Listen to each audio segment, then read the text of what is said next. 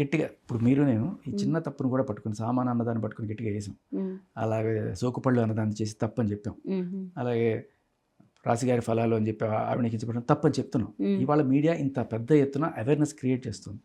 ఆ రోజుల్లో అంత లేకపోయింది. చల్తా హై యాటిట్యూడ్లో చాలానే పాడేశారు ఆయన.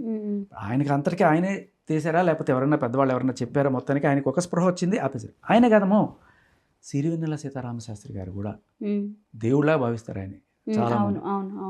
ఆయన కూడా ఇనిషియల్ స్టేజెస్లో బాగుందమ్మో బత్తాయికాయ ఇట్లాంటి పాటలన్నీ రాశారు.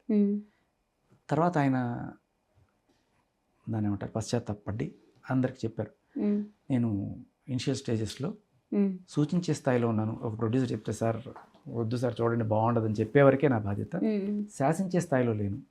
బట్ తర్వాత నాకు ఒక స్టేజ్ వచ్చిన తర్వాత అంటే ఒక పెద్ద మనిషి హోదా ఎప్పుడైతే జనాలు నీకు కల్పిస్తారో నీ రెస్పాన్సిబిలిటీ పెరుగుతుంది.